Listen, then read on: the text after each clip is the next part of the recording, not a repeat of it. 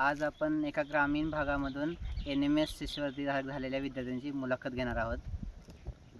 पूर्वी तुझा परिचय थोडक्यात सांग. माझं नाव पूर्वी राजाराम पाटील. माझ्या शाळेचं नाव जवाहरलाल नेहरू विद्यालय व कनिष्ठ महाविद्यालय झरे. मी इयत्ता 8वीत शिकत आहे. NMS परीक्षेबद्दल तुला माहिती कशी मिळाली? 7वीत असताना आम्हाला शाळेतील शिक्षकांनी या परीक्षेबद्दल मार्गदर्शन केलं होतं. बोराटे सरांच्या क्लासबद्दल तुला माहिती कोणाकडून मिळाली? मंकाळेश्वर विद्यालयाचे शिक्षक लोखंडे सर यांच्याकडून मला बोराटे सरांच्या क्लासबद्दल माहिती मिळाली. अभ्यासाचं नियोजन तुझं कसं होतं? अभ्यासाचं सकाळी सरांचे क्लास 6 ते 7 या वेळेत असायचे.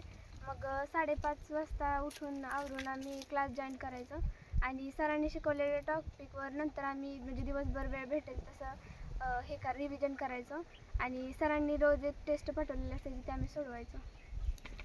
कोणकोणत्या टेस्ट सराव चाचण्या सोडवल्यात?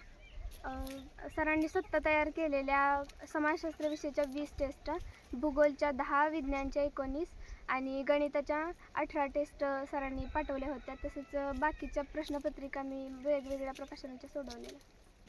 सरांच्या क्लासबद्दल तुला काय फायदा झाला? मार्गदर्शन कसं केलं सांगशील? सरांच्या क्लासमुळं आम्हाला खूप फायदा झाला. आम्हाला सकाळी लवकर उठण्याची सवय लागली आणि अभ्यास सकाळी लवकर क्लास असल्यामुळे दिवसभर वेळ भेटेल तसं आम्ही रिव्हिजन पण करू लागलो. ऑनलाईन क्लास कोणत्या ॲपच्या माध्यमातून? टीचमेंट या ॲपवरून सर क्लास घेत होते. त्यांनी आम्हाला सांगितलं होतं कसं जॉईन करायचं वगैरे. क्लासची वेळ काय होती?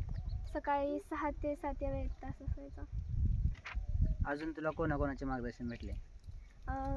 शाळेत जवाहरलाल नेहरू विद्यालयाचे फडतरे सर आणि मंकाळेश्वर विद्यालयाचे लोखंडे सर यांनीही मला मार्गदर्शन केलं. NMS मध्ये तू पात्र झाले आहेस ग्रामीण भागातून, म्हणजे तुला स्कॉलरशिप किती मिळणार आता? 48,000. तुला किती मार्क्स होते? 128. NTC मधून तुझं मेरिटमध्ये आले ना? हो. किती नंबर आहे मेरिटमध्ये? 25. सातारा जिल्ह्यामध्ये 25 नंबर आला. सांगली जिल्ह्यामध्ये. तुझे स्वप्न काय पुढे? पुढे मला IAS ऑफिसर बनायचं आहे. छान. तर पूर्वीला पुढे जाऊन IAS ऑफिसर बनायचं आहे. तिच्या भावी वाटचालीस तिला खूप साऱ्या शुभेच्छा. थँक्यू.